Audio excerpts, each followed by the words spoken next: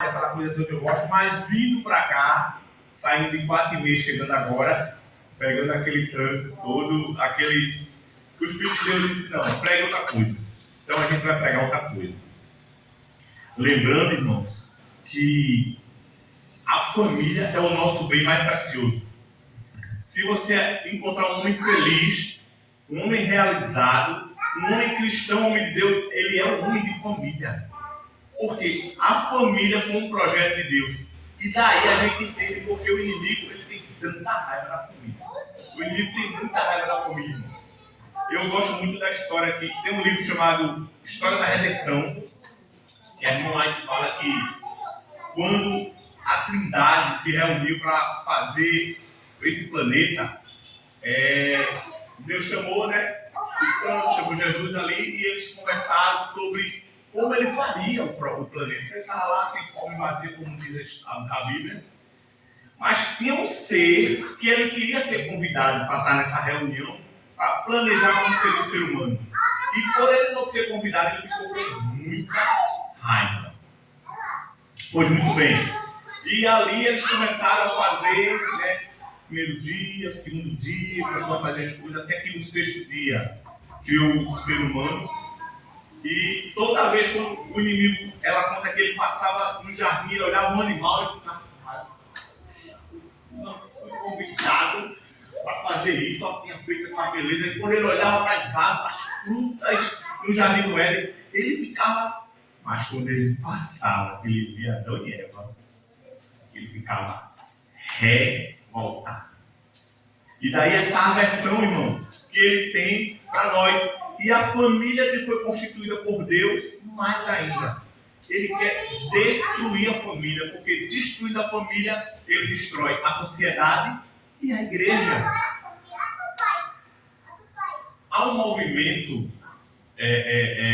que existe na igreja, que as pessoas chamam de um movimento moderninho, que a igreja está ficando muito moderna, e algumas pessoas temem por isso, porque acham que entrando na modernidade na igreja é o inimigo que está tentando destruir as famílias. É um tema, não é esse meu tema hoje, mas a gente tem que ficar percebido para os princípios e para tudo aquilo que Deus deixou para nós através da Santa Escritura. E é sobre isso que a gente vai. Existe um texto que eu gosto muito e eu queria compartilhar com vocês. O texto é Deuteronômio capítulo 6, verso 6 ao verso 9. Deuteronômio capítulo 6, verso 6 ao verso 9. Vamos ler a Bíblia? Porque essa sim é o nosso guia, né?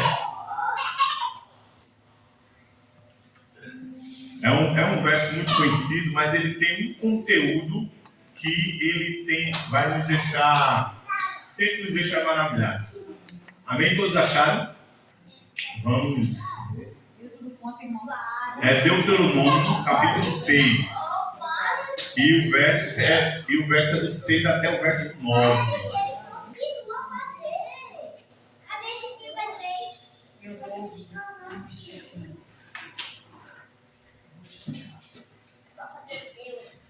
Amém? Vamos orar, né? Orar é sempre bom. Maravilhoso, querido Deus, nós te agradecemos, ó Pai, pelas famílias, ó Pai, que o Senhor colocou aqui nessa igreja. Pelas famílias, Senhor Deus, que aqui estão pregando o Teu Evangelho, fazendo o Teu querer e cumprindo, Senhor Deus, a missão aqui em cima, neste momento. Obrigado por tudo. Nós temos muito que melhorar para entrarmos no céu. Mas como família, quero nos sentirmos homens e mulheres realizadas por Ti, ó Pai, e pelo poder do Teu Santo Espírito. Agora, Senhor Deus, nós vamos ler essa mensagem, ó Pai, essa palavra, que ela possa, Senhor Deus, falar ao nosso coração, ao nosso entendimento. A ponto, Senhor Deus, de nós irmos para o nosso lar, na certeza de que o Senhor falou ao nosso entendimento. Conosco, nós pedimos em nome de Jesus. Amém. Amém. Deuteronômio capítulo 6, versos 6 ao 9 diz assim: essas palavras que hoje lhe ordeno estarão no seu coração. Você as inculcarás aos seus filhos Você inculcará a seus filhos, e delas falará quando estiver sentado em sua casa, andando pelo caminho, ao deitar-se e ao se levantar-se. E também ao deitar-se e ao se levantar-se, até o 9, né? Esse texto fala do nosso dever, né? E da importância de, como família, nós temos que transmitir às novas gerações os valores da fé, os princípios morais que Deus passou para a gente. E aqui, nesses textos, fala que o sistema que pode ser uma espécie de discipulado, mentoria, como eu gosto de falar, comunhão, a forma que for, esse jeito do cristão viver, da religião que nós devemos passar para os nossos filhos, só será possível se nós dedicarmos tempo, mas algo que a própria casa, na nossa própria casa deve haver. Em outras palavras, é sempre bom você ter dado ou deixar alguns momentos, dedicar alguns momentos da sua vida para a oração. Eu não sei se vocês, como cristãos, né, nós devemos estar tendo algumas pausas para orar. Orar pelos nossos filhos, orar pelas nossas esposas, nossos cônjuges, orar por nosso trabalho, orar por nossa igreja, por nossos irmãos. E tempos assim, na nossa vida diária, dedicarmos tempos para todas essas coisas. Porque isso tem uma grande importância, irmão. A oração, você viu que a própria palavra de Deus diz que a gente tem que inculcar no nosso filho, temos que estar fazendo essas coisas, o uso do estudo da palavra, o uso da oração, porque através dessas práticas, como família, nós iremos buscar a santificação diante de Deus. Eu acho muito bonito esse verso, né? Ele diz assim: e você as inculcará a seus filhos, e delas falará quando estiver sentado em casa. Olha que coisa linda! E também quando estiver caminhando, e também quando se levantar e quando deitar. A Bíblia é clara sobre isso, né, irmão? É clara sobre essas coisas. Eu não sou filho de cristão, ou de cristão protestante, né? Meu lar é um lar católico, né? E um lar desprovido, assim, né? Não reinava tanto amor, apesar de nós sermos muito unidos, nós não tínhamos um lar, mas eu acho muito bonito quando uma pessoa já nasce num berço cristão, né? Um berço cristão, né? E que você tem lembranças do seu pai, da sua mãe. Eu estava vendo o testemunho do pastor Albertinho, e o pastor Albertinho, ele é um dos grandes teólogos da nossa igreja, também pastor lá nos Estados Unidos. Hoje ele tem uma grande importância para a igreja adventista. Mas quando ele vai falar, ele fala assim: quando a minha mãe levantava e escondia para o colégio, a mãe dele orava, quando ele saía, ela vinha dar um abraço, e ela chegava no ouvido dele: seja fiel. Todas as vezes quando ele saía, ele já grande, fazendo faculdade de teologia para ser pastor, ela chamava ele e dizia: seja fiel, seja fiel, seja fiel sempre. Irmão, cuidado da mãe. Cuidado é muito importante. No livro, tem uma imagem aí, né, Kézia? Eu botei da irmã White, do livro, eu acho que é o Só para Jovens. Esse livrinho aqui, tá nele, ó. Nesse livrinho aqui. Ela conta uma coisa interessante, deixa eu vai abrir aí. Nessa não. Essa mesmo, foi mal. Olha o que ela diz aqui no livro, Mensagem ao Jovem, página 303. Eu acho que esse é o original, né? Que aqui não tem que chegar a 300, não. É uma compilada. Quando se aceitar os juízos e os livros forem abertos, quando o bem-estar do grande juiz for pronunciado, e a coroa da glória imortal, colocada na fronte do vencedor. Muitos erguerão suas coroas à vista do universo reunido, e indicando sua mãe, dirão: ela que fez tudo quanto sou. Mediante a graça de Deus, seus ensinos e suas orações foram abençoadas quanto à minha salvação. Que coisa linda, irmão. Que declaração solene, irmão. Olha, nessa citação não tem o pai, não.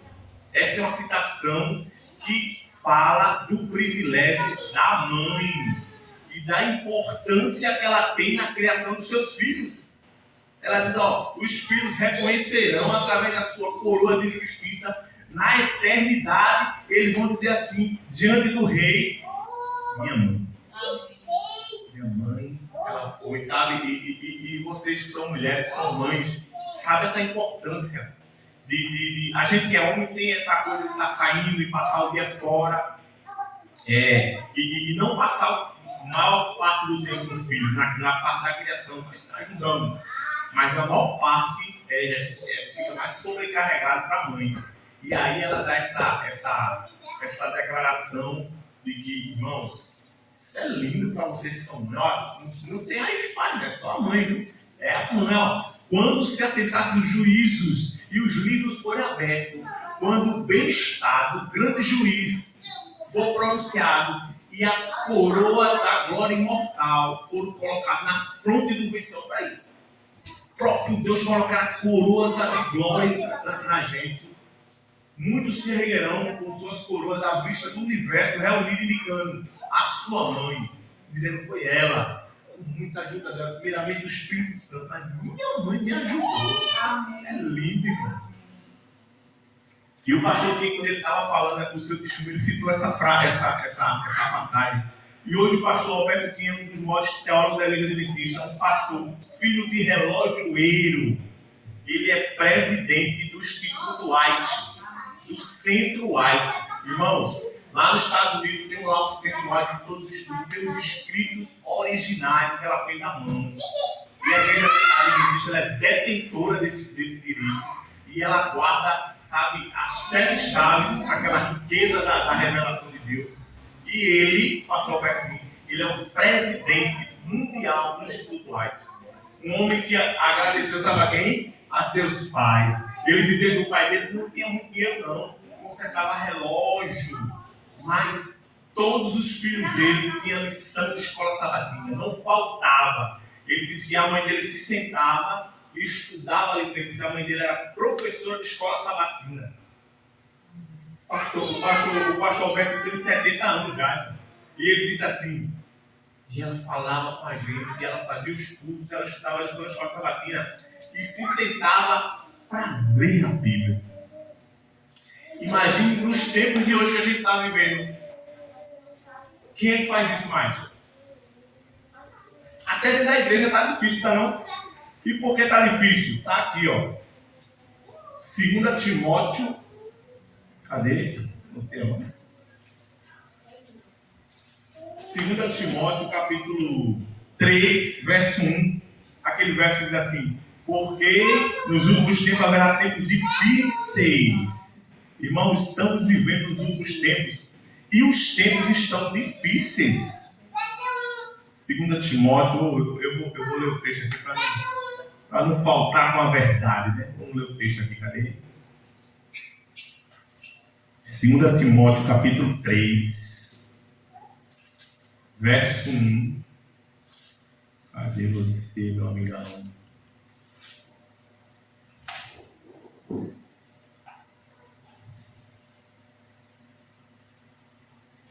Sabedoria de Nelma. 2 Timóteo, capítulo 3, verso 1. Diz assim. Diz assim. Já fui para ti. 3. Mas vocês precisam saber disso. Nos últimos dias sobrevirão tempos difíceis, pois os seres humanos serão egoístas, avarentos, orgulhosos, arrogantes, blasfemadores, desobedientes aos pais, ingratos, ímpios, sem afeição natural, implacáveis, caluniadores, sem domínio de si mesmo, sem domínio próprio, cruéis e inimigos do bem. E aí vai, a lista é grande, né? Irmãos, tempos difíceis, mas aqui, ó, ela está dizendo que a importância da mãe para que esse tipo de situação não aconteça com os filhos é grande. Tem outra declaração aí, ó, diz aí, quer ver isso, dá para passar. No livro, naquele livro da criança, né?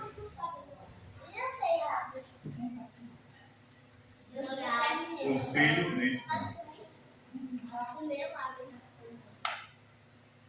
É isso aí. Orientação para criança. Eu tenho esse livro em casa. Eu ia trazer ele, mas eu lembrei que não tem nenhuma mamãe aqui de bebê. Cada família é uma igreja, sobre o qual preside os pais. Deve ser a primeira consideração deles trabalhar para a salvação dos seus filhos. Quando o pai e a mãe, como sacerdotes e professores da família, assumem sua inteira posição ao lado de Cristo, exerce-se-á no lar boa influência. E essa influência santificada será sentida na igreja e reconhecida por todo crente.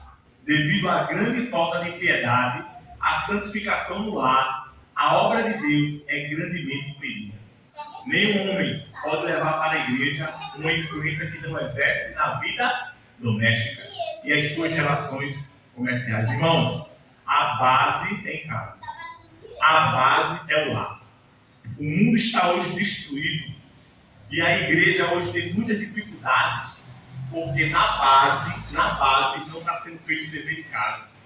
Os pais não estão preocupados com o bem-estar dos filhos, mas depois que cresce fica difícil. Sabe por quê? Porque os camaradas ficam fortes, grandes e não querem obedecer mais. Aí se você não pegar lá lá embaixo, quando tiver a firmeza, quando ele estiver grande, você falar, ele baixa a voz. Quando você olhar, eu tenho muito orgulho de estar no filhos da igreja, mas eu oro todos os dias por ele, para que eles continuem. Porque isso não é garantia de nada. Todos eles estão aqui, ó, graças a Deus. Né? A gente vai em família. Né? E quando eu pensei em fazer a nossa semana de oração, eu me lembrei de uma amiga minha, a irmã Fátima, né, lá da Igreja de Peixinhos. A irmã Fátima, ela todos os anos fazia a semana da família. E todos os anos ela me convidava. E as pessoas um dia foram perguntar a ela, porque todos os anos, teve uma vez que ela fez uma semana de oração e todas as pessoas eram pastores, só tinha eu que não era pastor. E ela disse para alguém assim, Givanildo, enquanto eu for diretora do Ministério de Lar e Família, ele será convidado, porque ele, para mim, a família dele é a coisa mais linda do mundo. E a irmã Fátima veio a falecer esse ano. Ela teve aquela doença muito séria, muito grave. Ela faleceu e esse ano outra pessoa assumiu lá e chamou o irmão para fazer e não me chamou. Quando eu fiz assim, mas eu vou pregar esse ano, e eu lembrei dela. Uma bênção, irmã Fátima, uma bênção, a esposa do meu amigo Giovanni, que ainda continuou sofrendo muito, né? O casamento dele tem muitos anos. Eu acho que eles eram casados há uns 40 anos. E de repente ele perdeu a nossa amiga, mas a lembrança muito boa dela. E eu oro para que as famílias de Chama de Madeira continuem firme e forte. A gente tem muito que melhorar, como eu sempre digo, mas a gente não pode desistir. Né? Tem outra declaração aí, Kézia? A gente ficar por aqui. É isso aí. Essa declaração eu achei tão importante. Ela diz assim, ó, muitos parecem pensar que a decadência da igreja, o crescente amor aos prazeres, resultam da falta do trabalho pastoral. Verdadeiramente a igreja deve ser provida de guias e pastores fiéis, isso é verdade. Mas os pastores podem fazer o seu trabalho com fidelidade e bem feito. E ainda isso pouco adiantará se os pais negligenciarem sua obra. É devido à falta de cristianismo no lar que há falta de poder na igreja. A menos que os pais assumam o seu trabalho como deve ser feito, como devem, será difícil levar a juventude a sentir o seu poder. Irmãos, essa é uma responsabilidade inteiramente dos pais. Eu sempre digo que quando eu e Nel era casado, a gente era um casal. E a gente, sabe, ela fazia qualquer coisa, a gente não tinha assim. Mas quando a gente passou a ser família, primeiro a gente se uniu. E segundo, eu assumi uma missão. Tanto que eu sempre, quando eu prego nas igrejas, eu digo, eu tenho um grande sonho na minha vida. E o meu maior sonho não é ter uma casa nova, não é ter um carro novo. O meu maior sonho não é ter muito dinheiro, não é terminar uma faculdade, não é, sabe, ser próspero. Esse não é o meu maior sonho. O meu maior sonho é chegar no céu com minha família. E eu fico imaginando, às vezes em casa, irmão, fico imaginando eu e Nelma, velhinho, sabe, que a gente tá ficando velho, mas eu ficar velhinho mais ainda, mas chegar lá no céu, sabe? Eu com Kézia e Joás no braço aqui, de um lado e do outro, Nelma com Paulo e Silas, e a gente chegar lá no céu e entregar ele a Jesus, porque eles são deles. Dizer assim, tá aqui, Senhor Jesus, os filhos que o Senhor nos deu, eles são teus. Eu encaro isso como uma missão na minha vida, por isso que eu trabalho muito por minha família. Aqui também, para a gente encerrar, né, que é a hora de uma avançada, em Malaquias, capítulo 4, versos 5 e 6, para a gente encerrar, como será a família no tempo do fim? Deus tem uma promessa para as famílias no tempo do fim. E está aqui em Malaquias, capítulo 4, versos 5 e verso 6. Veja que interessante esse verso. Final do Velho Testamento, ao início, né? Um período intertestamentário, como diz a Escritura, mas o livro de Malaquias tem uma promessa para a família, irmão. Promessa para mim e para você. Malaquias 4, versos 5 e 6. Sabe o que é que diz? Malaquias 4, versos 5 e 6 diz assim: eis que eu lhes darei, eis que eu lhe enviei o profeta Elias, antes que venha a grande e terrível dia do Senhor. Ele converterá o coração dos pais aos filhos e o coração dos filhos aos pais, para que eu não venha e não castigue a terra com maldição. Obviamente a gente entende que o texto está relacionado à vinda do profeta Elias, mas no meio dessa promessa diz que o coração dos filhos se converterá aos pais e os corações dos pais se converterão aos filhos, ou seja, haverá uma grande união nas famílias, irmão, no tempo do fim, para aqueles que souberem da sua missão. Irmão, que promessa maravilhosa de união na igreja, de união na família, porque no tempo do fim nós vamos ver uma igreja triunfante, porque hoje somos igreja militante, mas nesse tempo o Espírito de Deus, através da sua cerimônia, irá atuar mais poderosamente. Nosso desejo, nossa oração esta noite é que as famílias de Xana possam cada vez ser convertidas, o coração dos filhos aos pais e os corações dos pais aos filhos. Que Deus nos abençoe, que possamos ser famílias que possamos estar se preparando para o tempo do fim. É verdade que os tempos serão difíceis, mas nós podemos ser vencedores. Amém? Nós vamos